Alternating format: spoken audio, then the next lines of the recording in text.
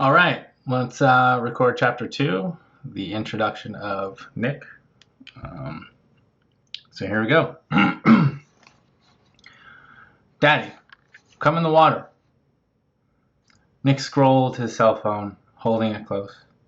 He leaned back into his chair out of the sun and into the parasol shade. As soon as he deleted an email, 2 new emails arrived, both labeled urgent in bold font. Disgusted, he clicked off his phone, and the screen became black. His own reflection stared back at him, trapped in a 3x5 black hole. With a sigh, he relented and reopened the app. 3 new messages had arrived, piled on top of the other 105. 2 small hands swiped his phone away. He bolted upright in his chair and gritted his teeth, but stopped himself from scolding his daughter. He adjusted his sky blue bathing suit with pink dolphins and gently held out a hand. His daughter hopped out of reach. "What you doing, Daddy?" Noelle asked. Water dripped from her hair and landed on the screen. She thumbed the security code repeatedly, getting it wrong. The phone buzzed and displayed a warning. It would remain locked for the next 10 minutes. Nick closed his eyes and rubbed his temples before gently nudging the phone from his daughter's grip. "Nothing," he said. "Work's been piling up, that's all." "You work too much." Nick double-checked his phone and confirmed it was still locked. He set it next to a melted daiquiri and glanced at his daughter. She had her mother's coarse curly hair and it bounced naturally in the wind. She also had Nick's hazel eyes, though her eyes were a happier, younger reflection of his own. "To be honest, sweetie, I can barely look at work anymore. I have so many emails I don't even know where to start." "Oh, that's easy," Noelle said. She poked her father's arm. "Start with the first one." "Yeah, the first one," Nick chuckled. "Too bad it's just a bunch of dumb little nonsense that doesn't add up to much." "You said the D word." "I didn't mean to," he said. "But you did." "I know. Don't tell Mom." "Mommy says you should come in the water." Noelle stood on her toes and leaned over the resort beach chair. Cold water dripped onto Nick's chest. "It's nice, not cold. I know you don't like it cold, but it's warm, like a bath. And you're just like me. We both like warm baths. That's probably why you're my daddy." "Probably," he said. "Come on, stink, stink." She wrapped her little hand around his index finger and dug in her heels as she leaned back in the sand at a 45-degree angle. She giggled. "You need a bath." Out over her shoulders, turquoise sea and sapphire sky spanned out onto the horizon. The two came together in a hazy blue line. Halfway to the horizon, whitecaps tumbled over sandbars, then reformed as clean swells. Resurrected waves sparkled in the Caribbean sun and lazily rolled ashore. St. Thomas's foot-high surf crested and collapsed against families enjoying their Easter break. "Ugh, why are you so heavy?" Noelle dug her feet further into the sand. She grabbed his wrist. "Fatty potatty." Excuse me," he said. "Did you just call me fat?" "Nope." Noelle concealed a sly grin. "I said fatty daddy." "What?" Nick poked her little belly. She released his wrist and giggled while dancing. "Daddy fatty, fatty potatty." "Oh, no, you didn't." Nick tickled her under her arm, and she squealed. The sun reflected off her freckled cheeks. Her teeth were as bright as pearls. She squirmed free and caught her breath. "Daddy, you almost made me pee. The bathroom's far." "Go pee in the ocean." "Ew." And she stopped speaking as a large seagull flew overhead. "Daddy, I learned a new joke today." Oh yeah? "How does a duck learn to fly?" "I don't know. How?" "He just wings it." She jumped into his lap. Bony knees slammed into his groin. Pain exploded from his testicles to his Adam's apple. He grabbed her by the elbow and yanked her off his crouch. She let it out a piercing cry. The beachgoers around them froze. Nick released her arm and swung his legs around the chair. Wide-eyed, he tried to hug her. She stepped back. "Are you okay?" he pleaded. She guarded her elbow and stared at the ground. A tear rolled along her cheek and fell to the beach. "Please tell me you're okay, sweetie." He inched to the edge of his chair and whispered, "I'm sorry." Waves crashed ashore, a set larger than the rest, battering those in the surf. White water rumbled along the shoreline.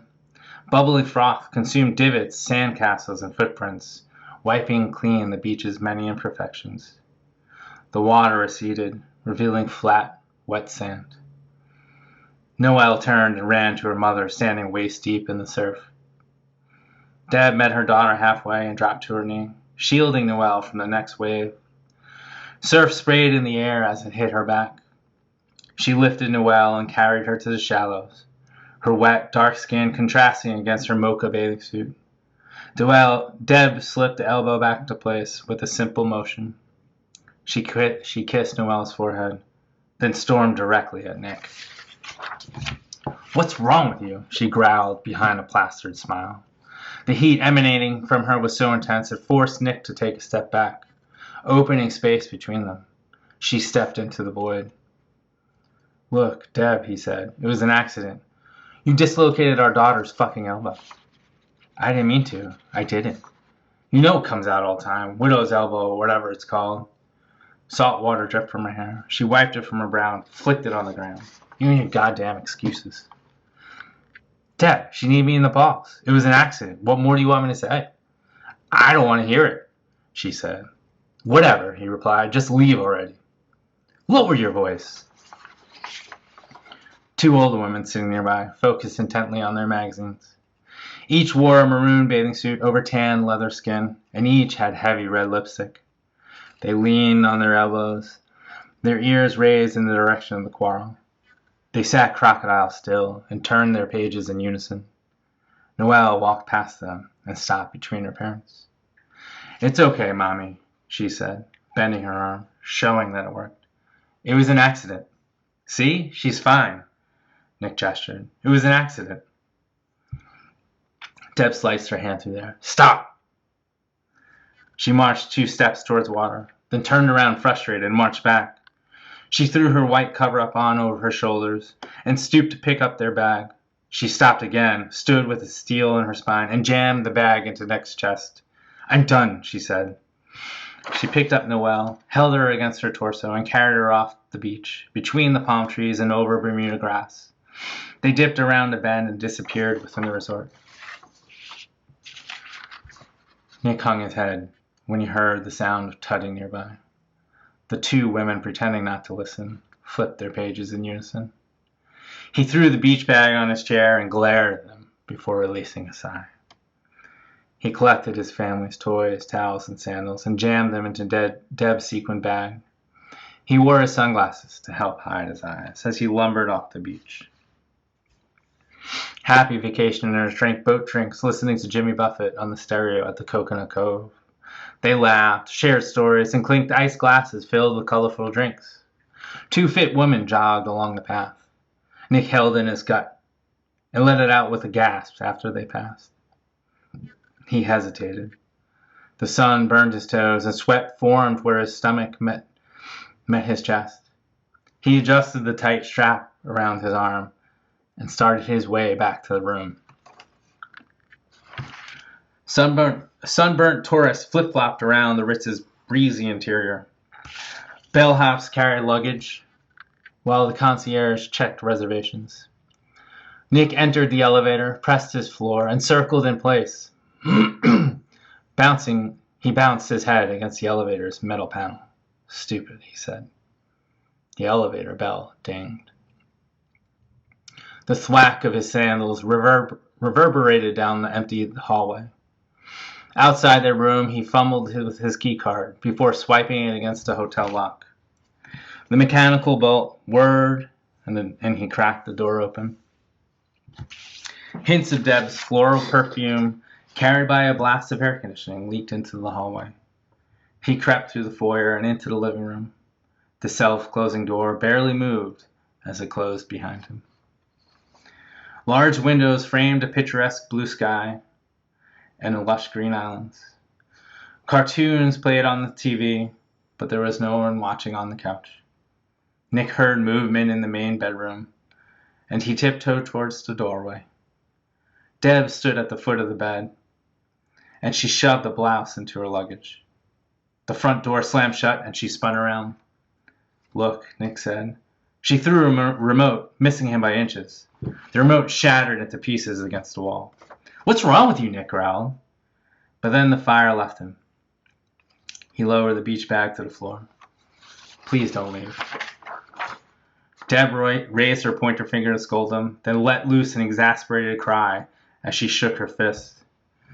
She turned around, showing him her back, as she reached for Noelle's favorite dress, a blue and white frock with orange stitching. Deb flapped it in the air like she was going to fold it. Then she bundled it into a ball and held it against her stomach as she cried. "I'm sorry." Nick raised a hand to comfort her, but withdrew. "I can't anymore," she said. "I know," he replied. "All this, over and over, even here." "I'm trying," he said. She faced him. "Can you even say you love me anymore?" "I did. I do. It's still there, somewhere." "Yeah, well, thanks." She wiped her nose with her wrist. "That's comforting." "I promise you, I'm trying. Even here, of all places, here, this beautiful place, you can't be happy." "Do you think I like that?" he said. "Do you think I want that?" "I don't know what you want anymore," she replied. "I know we're on a beach," he said. "I know we're on vacation. I know I should be happy, but I can't. I just can't seem to find it anywhere.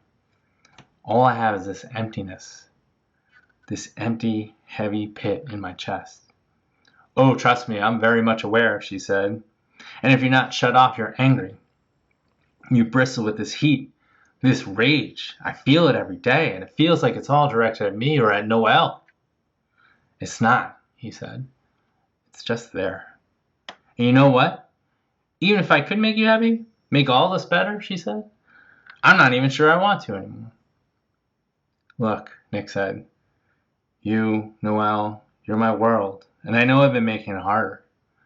I know I've been pushing you away, screwing this up. But I swear it's the last thing I want. I swear. I lay awake at night, just tossing and turning, with this crushing anxiety that you'll leave me. It's just killing me." "I can't be your hostage anymore," Deb said. She tossed Noelle's dress into the luggage and zipped the bag, just as the toilet flushed. Both of them glanced towards the bathroom. Noelle came out with her head held low. She fidgeted in place, holding her injured elbow, bending it like she did at the beach. Deb lowered herself so that she and Noelle could see eye to eye. "Daddy has something to say before we go," she said, and she rubbed Noelle's cheek before standing tall and walking out of the room. Nick fell into a chair and raised his arms.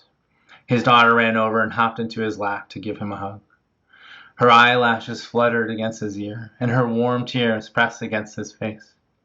He hugged her tighter, and held her as a man holds his daughter, appreciating her soft features, her tenacity, her warmth, trying desperately to hold on to that little girl before she disappeared.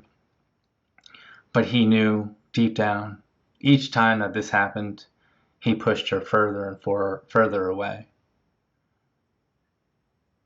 He held her tighter and whispered, "I'm sorry." "It's okay, Daddy. I know you didn't mean it." Noelle nestled against his chest, and they stayed there entwined, holding one another on the chair, until some unspoken word told them that the moment had passed. She climbed off his lap and left with her mom. Later that night, Deb and Noelle boarded the last flight to New York. Nick raided the minibar, then opened the bottle of rum he had bought for home. He flipped through cable channels, desperate for a life vest, some distraction to keep him afloat. He opened the nightstand drawer and found the King James Bible. He slammed the drawer shut and headed for the bar. Under a thatched roof on the beach, he drowned in Mai Tais, rum swizzles, and tequila chasers. He slipped from his chair and stumbled in the sand, knocking into a woman sitting next to him at the bar. He mumbled and slurred, none of his words coming out right. She offered a cold smile and swiveled on her bar stool. Drunk, he staggered to the ocean and waded into the midnight water, where he dove into the cold surf. Salt water splashed in his mouth as he swam towards the horizon. He swam and swam. He swam further than he had ever swum in the Navy. The island faded into shadow, and the lights on the shoreline were mere dots reflecting on the ocean's ripples. There in the middle of the ocean, there in the middle of the empty Black Sea, he bobbed with the waves, inhaled a deep breath, and slipped under the water. Okay, it's chapter 2. Definitely have to edit this a little bit more. I got trapped on some of the words, and I'm not sure if it's totally clear and clean. But that is the introduction of Nick, and soon we'll get to see him and Hunt together. So anyway, thanks again for everything, and look forward to sharing the next chapter with you.